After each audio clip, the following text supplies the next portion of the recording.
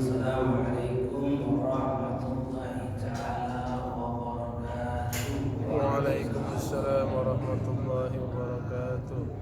Alhamdulillah, alhamdulillahilladzi farada alaina ta'allum sharaa'il Islam wa ma'rifati sahihi wa mu'amalati usuliha li ta'rifiha wal haram wa ja'ala ma la man 'alima dhalika wa 'amila bihi kullu fi daris salam wa ja'ala ma syara man khalaqahu wa 'asahu daral intiqam.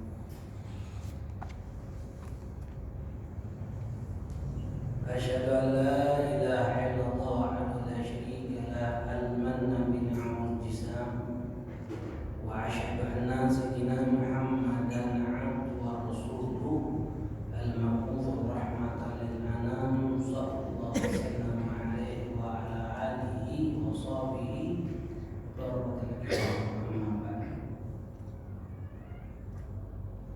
ayyuhal aba ikhwan muslimin hadirin rahimakumullah. Alhamdulillah walhamdulillah, puji syukur kehadirat Allah Subhanahu wa taala atas berbagai macam limpahan rahmat nikmat yang Allah berikan kepada kita, terutama nikmat Islam, nikmat iman, nikmat kita dijadikan umat Nabi Muhammad sallallahu alaihi wasallam, nikmat hidayah, inayah, taufik, nasihat wal afiyah. Begitu juga salawat serta salam tidak henti-hentinya kita atur dan hadirkan kepada baginda Nabi Muhammad sallallahu alaihi wasallam beserta para keluarganya, para sahabatnya, para pengikutnya ila akhir zaman. Ya ma'asyiral hadirin rahimakumullah. Lanjutkan di dalam pelajaran ilmu fikih dalam kitab Sulamun Tauhid. Sulamun Tauhid ini kitab yang membahas tiga pembahasan: tauhid, fikih, dan tasawuf. Masuk di dalam masalah fikih. Kemarin terakhir kita membahas tentang masalah Jumat. Sekarang masuk di dalam faslun fi tajhizil janazah. Sekarang masuk di dalam fasal menjelaskan hukum masalah jenazah. Dalam pembahasan kitab Sulamun Tauhid yang dikarangan Imam Abdullah bin Husain bin Thahir, syarah kitab Al-Qutush Syubhat Tasdiq, dan syarah dari kitab-kitab yang lain di dalam pembahasan tentang masalah jenazah ini sendiri. Ada jenazah, ada jinazah. Ada fathah jenazah, ada kasrah jinazah.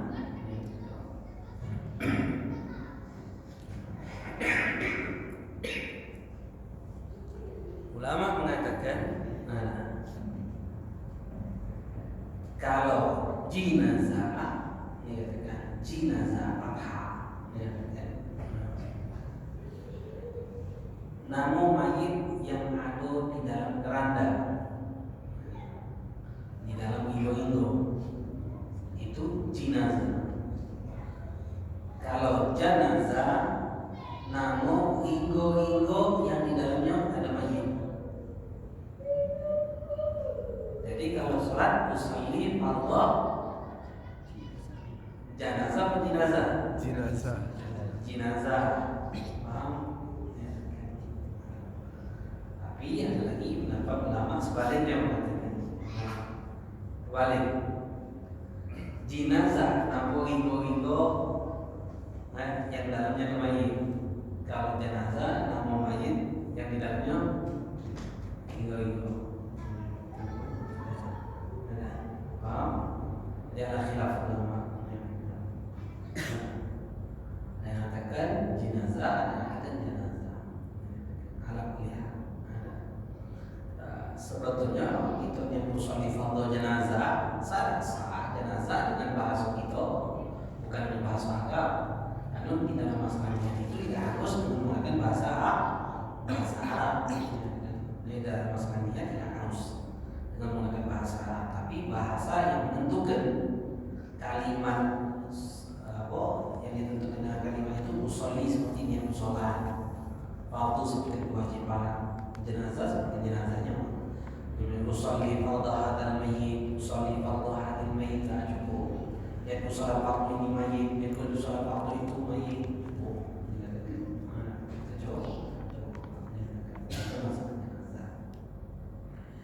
Di dalam masalah jenazah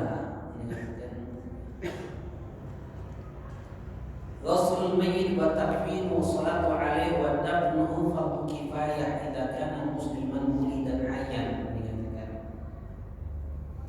Hukumnya fardu kifayah.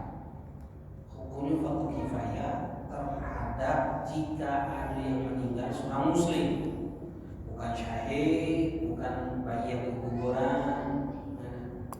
Diwajibkan fardu kifayah, mandikan, mengkafani, mensolati dan menguburkan mayit. Lama katakan ada 4, mandikan, kafani, solati, kuburkan.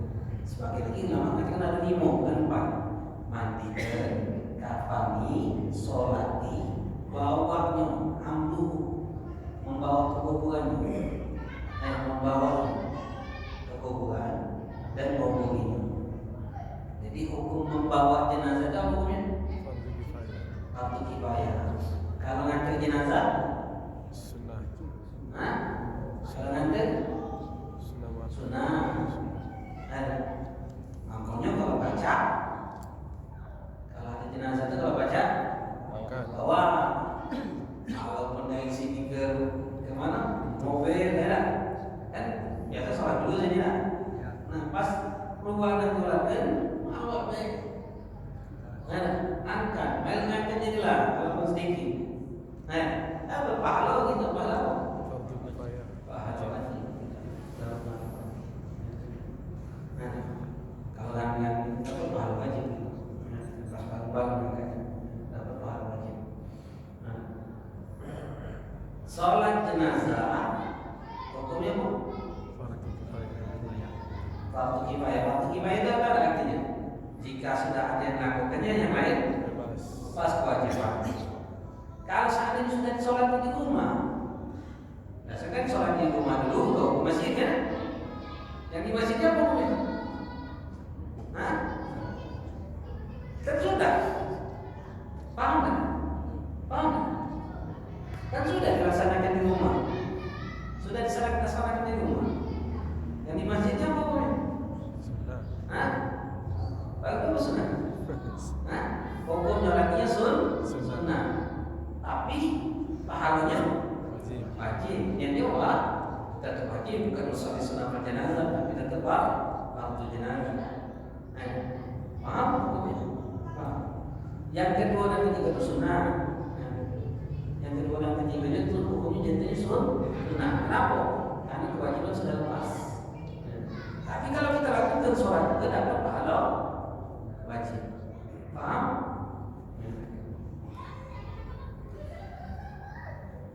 Ada beberapa hal di sini sebutkan Syekh Murni yang mengatakan umat dan insan muslim yunda berlaku fikir asya qabla al-wafa. Selayaknya seorang muslim mukmin sunnah bagi dia melakukan suatu perbuatan, beberapa perbuatan sebelum datangnya kematian. Apa hal yang harus kita lakukan bagi seorang mukmin sebelum datangnya kematian kepada kita? Ada 3 poin penting dalam hidup kita. Apa 3 poin penting tersebut? Yang pertama,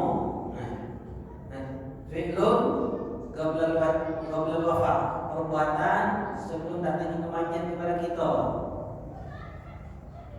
Apa yang harus kita lakukan? Yang kedua, fi'lun asy'idal wafati, perbuatan ketika datangnya kematian. Yang ketiga, fi'lun ba'dal wafat, perbuatan setelah kematian. Jadi ada 3 poin penting dalam bab jenazah. Yang pertama adalah fima yundabu lil muslim fi qabla wafat. Disunahkan beberapa perkara bagi seorang muslim sebelum datangnya kematian bagi seorang muslim itu dewe. Apa perkara yang pertama yang paling penting yang harus kita perhatikan sebelum datangnya kematian kepada kita? Poin yang pertama yang paling penting bagi kita sebelum datangnya kematian kepada kita, dzikrul maut wastidalil maut. Selalu memperbanyak mengingatkan kematian kepada kita dan persiapan sebelum datangnya mati kepada kita. Fi syairil awqati wal lahzati, di dalam setiap waktu dan setiap detik keadaan kita. Karena mengingatkan kematian ini, jaziralahu 'anil ma'asi wa da'alahu ila fil ta'at. Karena memperbanyak ingatkan kematian ini, itu akan mendorong kita untuk menjauhi perbuatan maksiat kepada Allah dan mendorong kita untuk melakukan ketaatan kepada Allah Subhanahu wa ta'ala. Makanya Rasulullah SAW mengajarkan di dalam riwayat hadis banyak keutamaan-keutamaan. Rasulullah SAW mengatakan aktsiru dzikrul maut. Perbanyaklah kalian mengingatkan kematian. Udhkurul maut amal walladzi nafsi biyadihi law ta'lamu ma 'alamu la tahtum qalilan wa la baqaitum katsiran. Kharaja Rasulullah sallallahu alaihi wasallam min al-masjid fa idza qamu yatahaddatsuna wa yatahaqqun fa qala udhkurul maut amal walladzi nafsi biyadihi law ta'lamu ma 'alamu la tahtum qalilan wa la baqaitum katsiran. Rasulullah sallallahu alaihi wasallam ketika keluar dari rumahnya menuju masjid, Rasulullah nengok para sahabat lagi kelakar. Bacaan itu ketawa-ketawa. Sehingga hal itu menjadikan Rasulullah SAW berkata kepada sahabat itu, apa kata Rasulullah? Udhkurul maut. Ingatlah kalian dengan kematian, kata Rasulullah SAW. Amal walladzi bi nafsi biyadi, demi takku di genggaman Allah Subhanahu wa ta'ala, demi Allah. Lau ta'lamuna ma'lam, kalau kalian tahu apa yang aku tahu, kata Rasulullah, la tahabtum qalilan wa la baqaitum katsiran. Niscaya kalian akan sangat sedikit tertawa dan akan sangat banyak menangis. Kita ini sangat jauh untuk mengingatkan kematian. Dan juga Rasulullah SAW mengatakan aktsiru min dzikri hatta bil ladzat. Perbanyaklah kalian untuk mengingat sesuatu yang menghancurkan kelezatan, kenikmatan. Sahabat bertanya kepada Rasulullah SAW, ya Rasulullah, wa ma hadhil ladzat ya Rasulullah?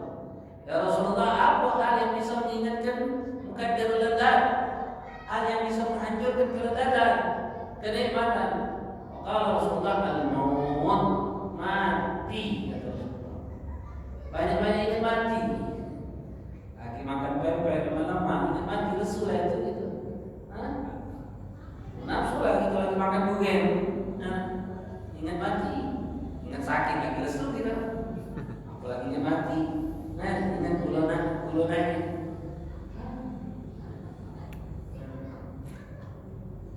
Itu yang diajarkan oleh Rasulullah. Bahkan juga Rasulullah SAW mengatakan, "Lau ta'lamun baha'imu minal maut ma ya'lamu makaltum min hasamina." Rasulullah katakan, kalau seandainya binatang ternak itu tahu tentang kematian sebagaimana manusia tahu tentang kematian, makaltum min hasamina, maka niscaya kalian tidak akan pernah makan hewan ternak itu dalam keadaan gemuk dan kaki. Ketakutan kalau binatang ternak. Makanya kita diajarkan untuk memperbanyak ingatkan kematian. Bahkan juga Rasulullah SAW mengatakan, ya, Siti Aisyah bertanya kepada Rasulullah, ya Rasulullah, hal yuhsyar ma'a syuhada ahad? Ya Rasulullah, apakah nanti kelak ada orang yang dibangkitkan bersama para syuhada? Kalau Rasulullah, nah, ada. Siapa manhum ya Rasulullah? Siapa mereka itu? Man yaqtul maut fil yawm wal 20 marrah. Wong yang banyak, wong yang setiap harinya ingatkan kematian sebanyak 20 kali, maka dia akan dikumpulkan bersama para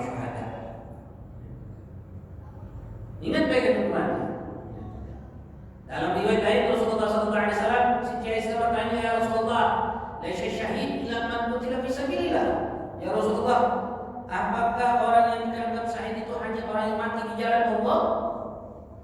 Maka Rasulullah mengatakan, ya Isa, inna syuhada mati dan balik. Kalau begitu, syuhada dari umatku sangat sedikit, wahai Isa. Lalu Rasulullah mengatakan, man qala fi yaumil khamsah wa 20 marrah, barang siapa dalam satu hari satu malam dia berkata, Allahumma barik li fil maut wa fi ma ba'dal maut. Allahumma barik li fil maut wa fi ma ba'dal maut. Sebanyak 25 kali dalam satu hari satu malam, Allah syahid, Allah akan berikan ganjaran pahala orang yang mati syahid. Apa doanya? Allahumma barik li fil maut wa fi ma ba'dal maut. wa fi ma ba'dal maut. Allahumma barik li fil maut wa fi ma ba'dal maut. Berapa kali? 25 kali. Sehari semalam. Injil pahala mati syahid, walaupun mati pun dikasih. Dikatakan oleh Imam Ghazali, inna masababu halifatillah kulliha anadakral murdi ujibu tajafa'an darul.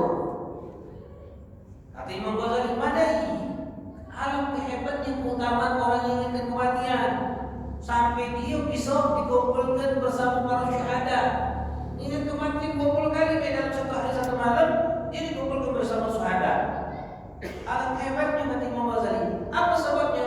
Karena sebab mengingatkan kematian akan pasti mewajibkan dia merendahkan diri dia dengan dunia yang penuh tipu daya.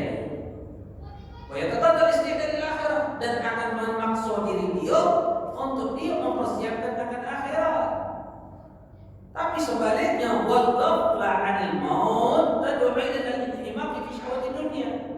Sebaliknya kata Imam Ghazali, orang yang lalai daripada mengingatkan kematian dalam hidup dia akan mendorong dia untuk melalaikan akhirat dan akan mendorong dia hanya untuk merasakan kelezatan dunia, kenikmatan dunia.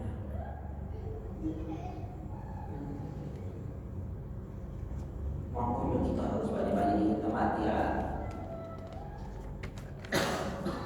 Mati itu nikmat kan?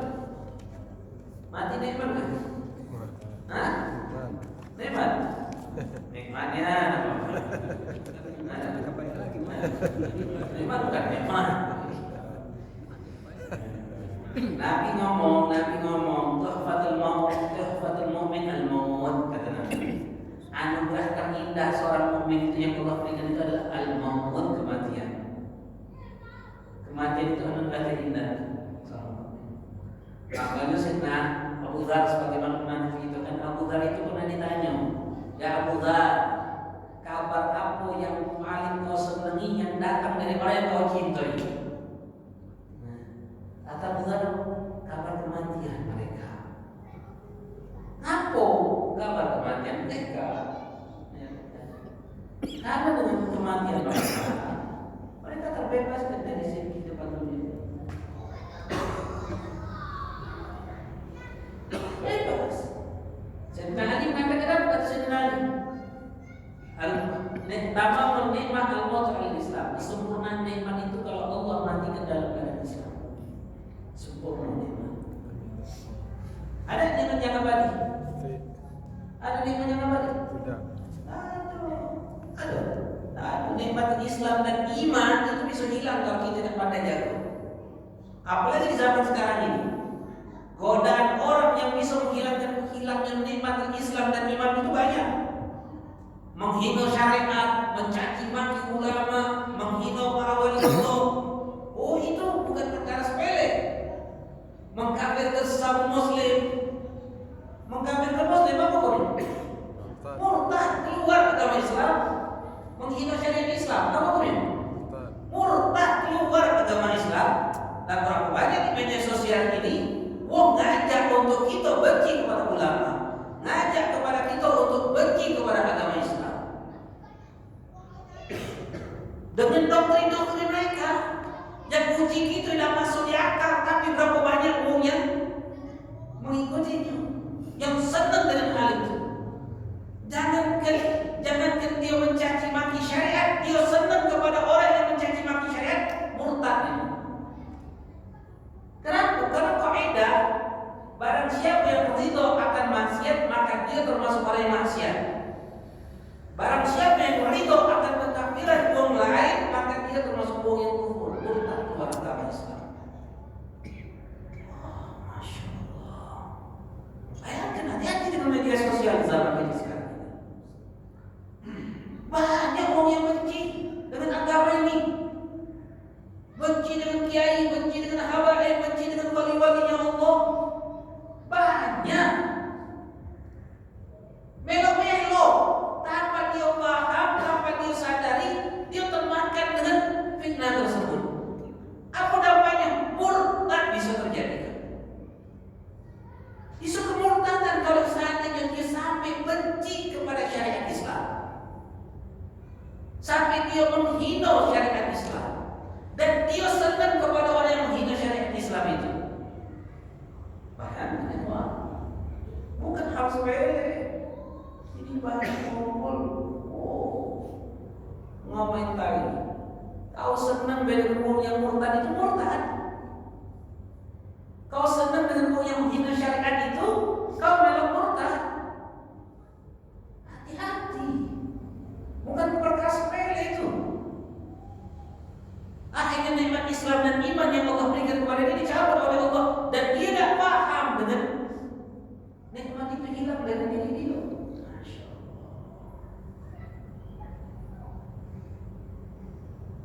Makanya nak hati-hati ya, media sekarang ini luar biasa. Itu nyingok dewek media kita pegang media, memang kita nyingok media. Masya Allah, fitnahnya luar biasa. Wong awam duduk majlis kita, dia dapat pemahaman agama dari mana? Dari media. Nyingok tampilan yang bagus dia melok, tutur bahasa yang bagus dia melok, tapi dia tidak paham dia dibawa kemana.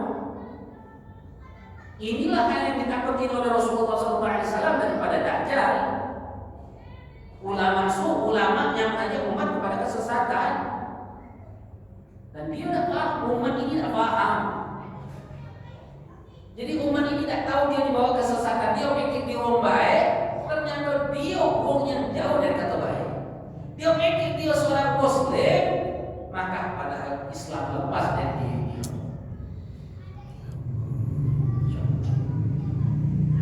Makanya penting bagi kita menguatkan akidah keislaman di dalam diri anak-anak kita. Kalau dulu bukan main kita di Masya Allah, takut dengan kiai, takut dengan ustaz sangat hormat, tidak berani gitu. Nyinggung tua kita hormati. Tapi di media sekarang tidak seperti itu. Kebablasan sudah akhlak moral gitu. Bablas sudah. Ulama dicaci maki, difitnah, dikatakan Yahudi, mengkafirkan Muslim lagi kafir. Apalagi yang dikafirkan ini para ulama, wong alim, soleh. Alhamdulillah.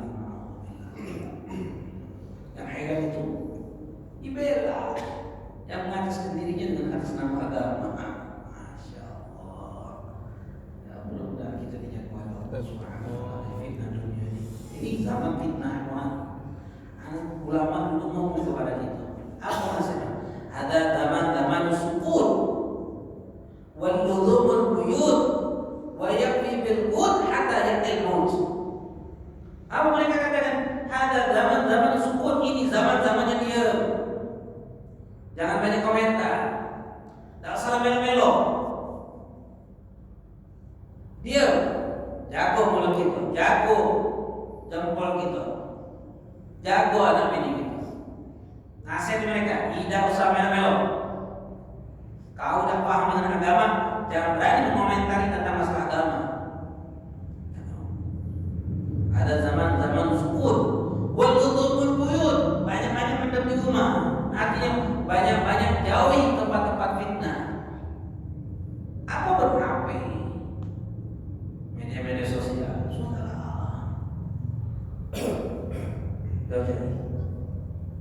Banyak-banyak mendem di rumah. Kalau dulu Mendampingi umatnya tahu tentang hal duniawi. Kalau sekarang justru mendampingi umatnya banyak tahu hal duniawi dari media sosial ini. Tapi ulama waludhu buyur wa yafil bil qud, masa berkecukupan dengan apa yang Allah jauh cukup. Nah, banyak-banyak berdoa menerima dengan apa yang Allah jauh kita. Hatta ya'til maut, sampai datang kematian kepada kita. Ikhwan, nah selama di zaman kita sekarang ini nunggu kematian. Kalau kita pengen selamat di zaman kita sekarang ini, banyak-banyak nunggu kematian. Ingat kan, aku bakal mati, aku nunggu kematian datang kepada. Kapan aku hari ini, aku besok, aku besok. Tunggu ke terus. Allah, mungkin hari ini aku meninggal.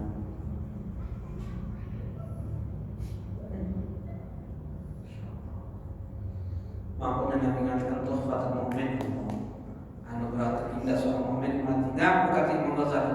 Inna waqala hadal li'anna dunya sijnul mu'min, karena dunia ini penjara bagi orang mukmin. Idza yazalu fiha fi ana'i bil maqasid an-nafsi wa riyadat syahwati wa nuba'at syaitani. Kalau di dunia ini punya kesusahan seorang muslim itu, mukmin itu. Apa? Maqasid an-nafsi, melawan nafsunya. Wa riyadat syahwati, menjaga syahwatnya. Mudafa'at syaitan, selalu menentang syaitan untuk mengarahkan kita berbuat maksiat. Belum taklif, sholat, mau jahat harus buat baik, balas dengan kebaikan. Mau galak berbagi, bukan kalau itu. Bangun malam, perintah puasa, beban. Tak bisa melakukan ini, tak bisa melakukan itu. Terbatas kita di dunia ini. Kenapa kata Rasulullah sijnul mu'min, penjara bagi orang mukmin. Wa jannatul kafir, surga bagi orang kafir. Oh kafir bebas, nak bisnis apa, nak melakukan apa bebas. Emang itu tujuannya? Makanya sistem ekonomi kita ini dibuat sebagaimana seorang mukmin tercegah untuk masuk ke dalam ekonominya mereka. Itu tujuan mereka, sehingga mukmin ini sampai gerak-gerik dia untuk berekonomi, dan mukminnya dewe tidak mau bersatu di dalam ekonominya. Itu yang terjadi zaman sekarang ini. Itu yang terjadi, ikhwan. Penjara bagi mukmin, surga bagi orang kafir.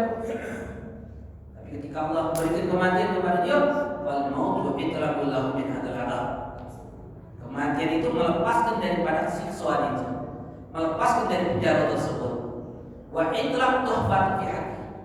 Dan kematian itu, pembebasan itu adalah anugerah terindah yang Allah berikan kepada seorang mukmin. Makanya Rasulullah al-maut kafaratu likulli muslim. Kematian itu ampunan bagi setiap seorang muslim. Muslim hak, muslim yang benar-benar muslim, mukmin yang kuat, sidqan yang benar-benar jujur di dalam imanannya kepada Allah. Kita harus ingat terus kematian ikhwan. Makanya Rasulullah mengatakan aktsiru min dzikri al-maut fa innahu yumahhisu dhunuba wa yuzahiru fi dunya. Rasulullah mengatakan perbanyak kalian ingat kematian, karena banyak ingat kematian itu akan menghisap dosa-dosa kita, dan yang akan menjadikan kita lebih zuhud terhadap dunia.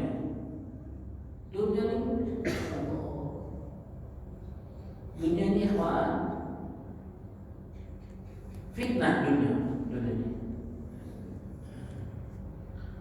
Dunia ini malun kata Rasulullah, telaknat. Tapi dunia bagaimana yang telaknat ini? Dunia bagaimana yang tidak baik ini? Dunia itu dibagi menjadi tiga kata Imam Al-Haddad. Dunia mahmudah, dunia madmumah, dunia mubah. Dunia yang terpuji, dunia yang hina, dunia yang mubah, yang tidak terpuji dan tidak terhina. Dunia mahmudah, dunia yang menjadikan kita tambah dekat kepada Allah. Kita memiliki kedudukan itu menjadikan kita dekat sama Allah, menjadikan kita lebih takut kepada Allah. Itu mahmudah, itu terpuji. Kita punya dunia, kita gunakan dunia itu kejar dunia yang seperti itu, yang menjadikan kita bisa dekat kepada Allah. Yang kedua, dunia magmumah, dunia justru menjadikan kita lalai kepada Allah. Halal haram mantap be. Yang penting dapat duit, yang penting dapat kedudukan, yang penting dapat jabatan, yang penting aku senang. Itu yang dihinakan. Yang ketiga, mubahat. Dunia yang tidak mendekatkan diri kita kepada Allah, ataupun yang tidak menjadikan kita jauh terhadap Allah. Itu yang mubah. Tapi yang harus kita perhatikan, rata-rata dunia kita ini kebanyakan menjadikan kita jauh dari Allah Subhanahu wa Ta'ala. Makanya ingat, apa yang kita miliki di dalam dunia ini tidak gratis. Dan sering sampaikan, "Tsumma latus'aluna yawma idzin." Kalau itu ayat sudah dibacakan kita nih Allah. Al-haqqul takatsur hatta zurtumul maqabir kalla sawfa ta'lamun thumma kalla sawfa ta'lamun. Itu ya Allah ayat itu tuh. Kalau kita baca, kalau kita dengar dan membaca imam baca ayat itu, rasanya ingin ya Allah. Ya Allah. Itu tuh berbicara kita. Kita yang dalam mengumpulkan kemewahan dunia ini kan kita. Hai orang-orang yang mengumpulkan kemewahan duniawi kita. Senang dengan baju, senang dengan pakaian, senang dengan barang, senang dengan HP, senang dengan rumah, senang dengan ini, senang dengan itu. Senang dengan jabatan. Pengen naik jabatan, kalau pacak punya jabatan lagi. Kalau pacak gajinya naik, kalau pacak punya duit lebih, kalau pacak usahanya banyak. Kalau untuknya besar, kalau pacak punya ini, pacak punya itu. Itu kan gitu.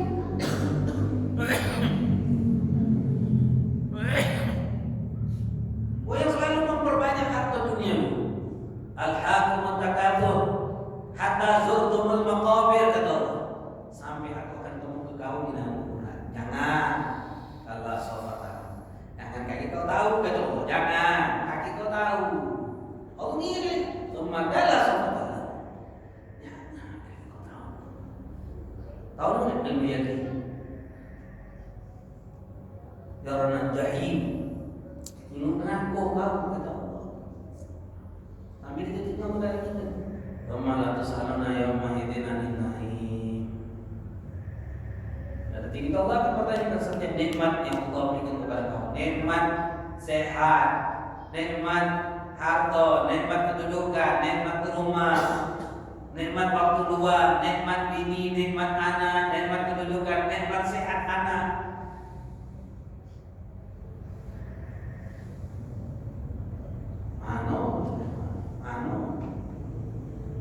Ingat kan kita akan dimintakan pertanggungjawaban.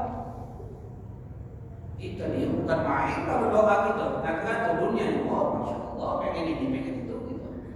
Kalau punya hajat, pengen juga bukan hajat itu. Kalau kita berdoa pengen usaha kita tambah banyak, tambah besar, berhasil, tambah lami, itu yang kita selalu kejar dunia. Tapi pada hakikatnya kita akan mintakan itu pertanggungjawaban sama Allah. Jadi betulnya ketika kita meminta sesuatu urusan dunia ini, tapi kan pada hakikatnya kita ini minta Allah memperberat hisabnya kepada kita. Itu yang kita minta. Itu pada hakikatnya. Minta kayo. Pada hakikatnya kita meminta kepada Allah untuk memperberat hisab kita. Dan kita memang minta terus itu. Memang dianjurkan untuk minta Allah. Memang dianjurkan kita minta Allah. Tapi ingat, dunia ini cek-ceklah. Kalau kita tidak banyak inginkan kematian, nafsu terhadap dunia ini terus. Hanya inginkan kematian yang akan menjadikan kita lebih zuhud terhadap dunia. Kalau tidak, terus.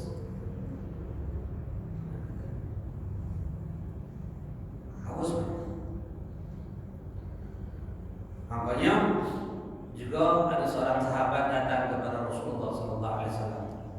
Abdullah bin Umar datang kepada Nabi SAW bersama 10 orang di antara para sahabat Rasulullah.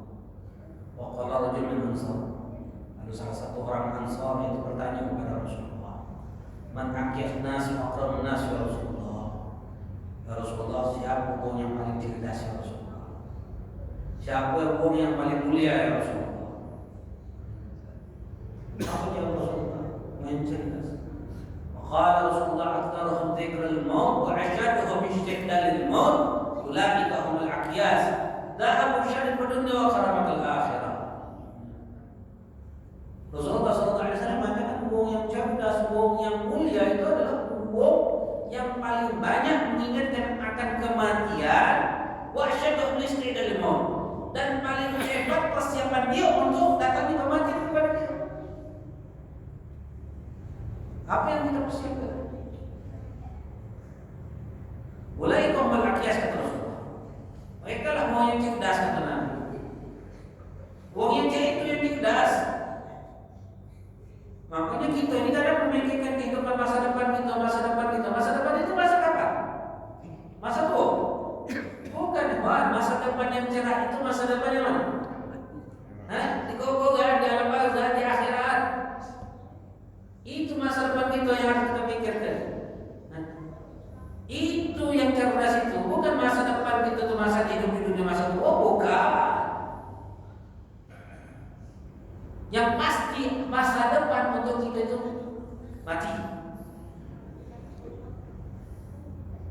Karena kita hidup ini bukan untuk hidup. Kita hidup ini apa? Untuk mati. Alladzi khalaqal mauta wal hayata liyabluwakum ayyukum ahsanu amala. Allah yang menciptakan kehidupan, kematian dan kehidupan ini untuk uji kita. Ujian ini akan kembali nanti di akhirat.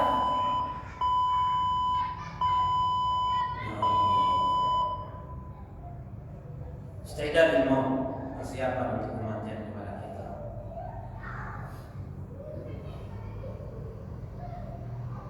Qala Rabbi Khudaim, ma dha'ifun yantadhirul mu'min khairun lahu minal maut.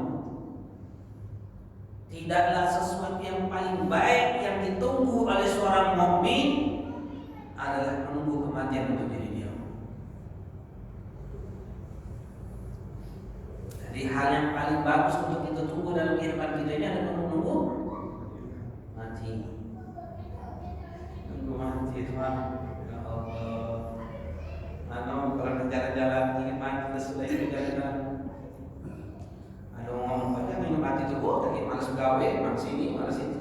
Otaknya sudah penuh dengan urusan dunia sehingga dia menentang untuk ingat akhirat. Nah, bukan berarti kita sudah ingatkan kematian itu kita melupakan dunia. Tidak.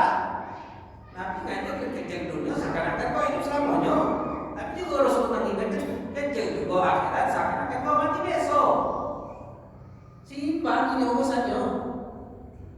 Artinya makanya itu mengingatkan kepada kau bahwasanya walaupun sebanyak apapun usaha kau di dalam usaha dunia ini, tapi kau pikirkan kau juga bakal mati.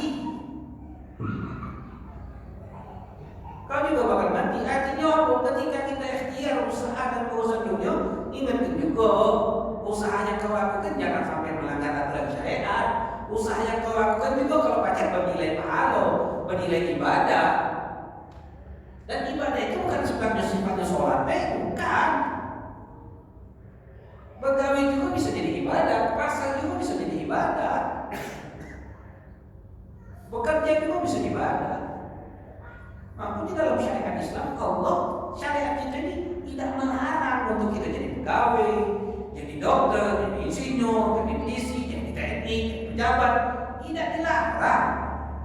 Yang dilarang itu apa? Ketika kita menjadi dari profesi tersebut, tapi kita tidak bertakwa kepada Allah. Kita dilarang jadi polisi yang tidak bertakwa, jadi dokter yang tidak bertakwa, jadi ustaz yang tidak bertakwa. Itu yang dilarang. Ketakwaan itu di depan harus. Apapun profesi itu, apapun gawe kita saat ini, ingat kita harus menghamba kepada Allah. Ingat jadikan usaha kita, pekerjaan kita menjadi wasilah untuk kita ibadah kepada Allah. Ingat gunakan itu untuk mati. Jadikan itu wasilah biar kita mati dalam keadaan baik.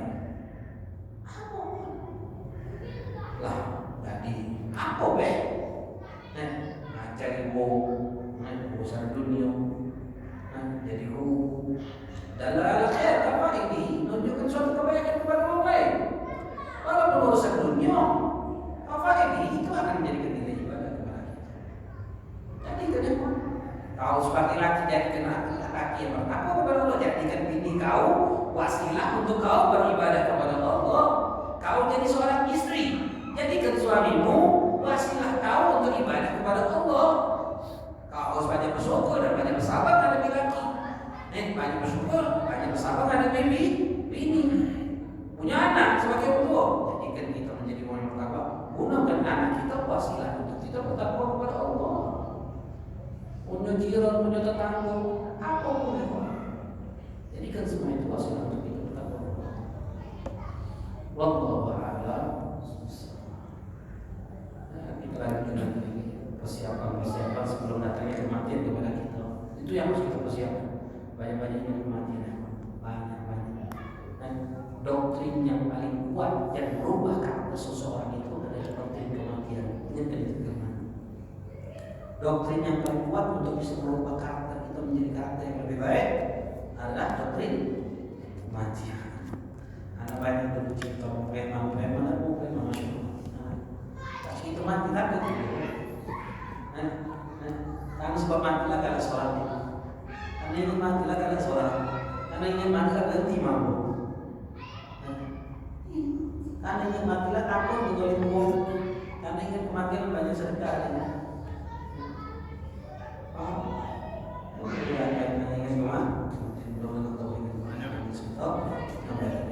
Renda kan?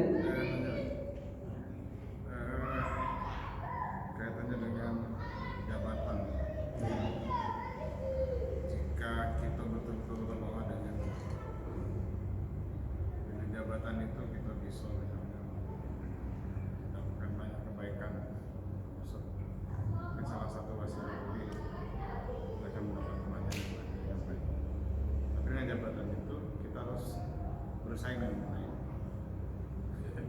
Bahkan katanya kalau udah seperti itu, kalau begitu misalnya dengan cara suap itu tidak apa-apa. Berdepan anak-anak itu apa namanya? Ya. Jabatan ini di dalam kehidupan dunia ini adalah ranah fitnah, putaran syaitan. Kita akan susah untuk merubah fitnah itu. Kita banyak mendengarkan cerita manaqib mereka, para sahabat, para aslaf, para tabi'in, imam-imam besar seperti Imam Abu Hanifah, Imam Ahmad yang menolak kedudukan jabatan sehingga dia disiksa. Itu di zamannya beliau. Apa lagi di zaman sekarang? Ada kata ngomong seperti itu.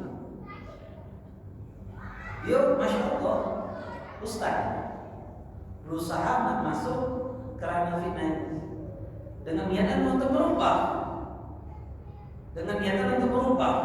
kuat, semangatnya luar biasa nak merubah itu. Apa yang terjadi ketika dia masuk di ranah tersebut? Dia berubah, bukan dia berubah, tapi dia yang berubah.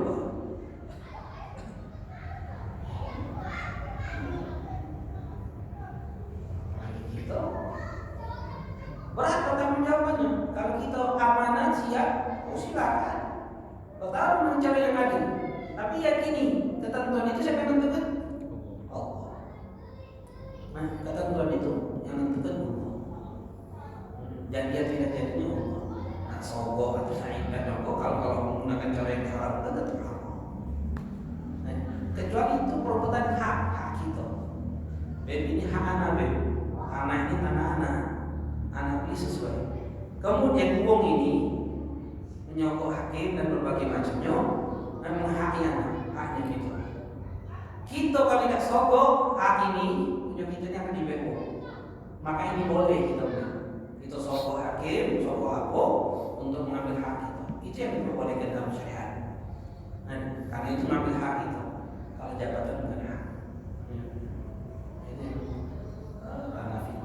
Ingat hadis Nabi, kullukum ra'i wa kullukum mas'ulun an ra'iyati. Setiap kalian pemimpin, kalian akan dimintakan pertanggungjawaban atas apa yang kalian pimpin. Sama juga dengan ini untuk menjaga harta ya, harta dunia. Apa? Menjaga harta dunia. Kan karena secara zahir kita lihat yang kaya banyak harta, maka jalan dia untuk berbuat amal soleh kebaikan itu akan lebih besar. Artinya ya selagi kita bisa amanah dengan harta itu, ya meminta walaupun memang konsekuensinya memang hisab kita akan lebih lama dan menurut antum mana?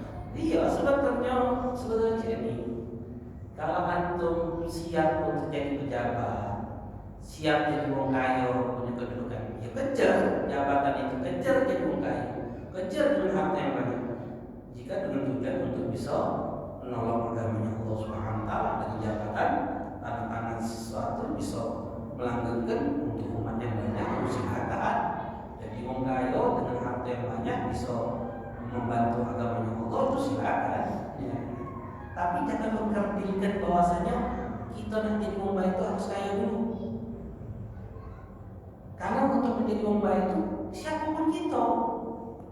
Dan yang dijingok oleh Allah itu bukan hasilnya, tapi yang dijingok oleh Allah itu adalah usahanya kita. Jangan kita berpikir bahwasanya aku punya pajak sedekah 1.000 cuma, yang simpulan ratusan juta, sehingga berpikir ratusan juta itu lebih besar nilainya, pahalanya dibandingkan 1.000. Belum tentu di mata Allah. Terkadang 1.000 ini lebih afdal di mata Allah dibandingkan ratusan juta itu. Itu tidak boleh mengkerdilkan bahwasanya jadi pejabat dulu harus itu. Karena godaannya lebih besar, semakin tinggi gitu, semakin angin itu lebih banyak orang. Makanya belajarlah bersyukur dengan apa yang kita punya. Nanti ketika kita memiliki sesuatu yang banyak, itu sudah biasa untuk bersyukur. Berbuat baik dengan kondisi sekarang ini, dan berdakwah dengan kondisi kita saat ini, sehingga apapun kondisi kita nantinya, kita sudah terbiasa untuk berdakwah. Kalau biasa ngajak mau ibadah, biasa ngajak mau sholat, biasa ngajak mau untuk dekatkan kebaikan dari yang kecil, walaupun kita sudah jadi mau besar, itu juga akan terbiasa dengan hal itu. Mungkin cakupannya lebih besar lagi. Yang dijinok oleh Allah itu ikhtiarnya kita, bukan hasilnya. Dari zaman ke zaman itu yang namanya jabatan harta itu selalu menjadi fitnah bagi kita. Jarang orang yang selamat. Makanya mana yang lebih afdal? Wong miskin yang pandai bersabar atau wong kaya yang pandai bersyukur? Mana yang lebih afdal? Miskin Kaya. Hah? Wong kaya yang pandai bersyukur itu lebih afdal daripada miskin bersabar. Paham? Paham? Kenapa? Kalau yang namanya sabar itu pasrah. Tidak berbuat. Tapi kalau bersyukur, dia harus berbuat. Kan berbuat itu susah, bersyukur itu susah. Makanya Allah katakan sedikit hamba-hamba yang pada bersyukur itu sedikit, susah. Jadi pejabat, sanggup gitu. Syukur ibadah mati nama yang Allah jauh, belum kenapa yang diberikan oleh Allah dan berkata kepada Allah Subhanahu. Allahumma barik lana fi Rajab wa Sya'ban wa fi Ramadan. وإنا لك نسأل برضا الدنيا محفظا من الذنوب والآثام من أجل الأنام. اللهم صل على النبي اللهم صل على محمد المقربين. اللهم اغفر بالعلم زيد بالحكمة واكرمنا بالتقوى وجملنا بالعافية يا أرحم الراحمين. صلى الله على سيدنا محمد النبي وعلى آله وصحبه وسلم. سبحانك اللهم وبحمدك أشهد أن لا إله إلا أنت أستغفرك وأتوب إليك. السلام عليكم ورحمة الله تعالى وبركاته. وعليكم السلام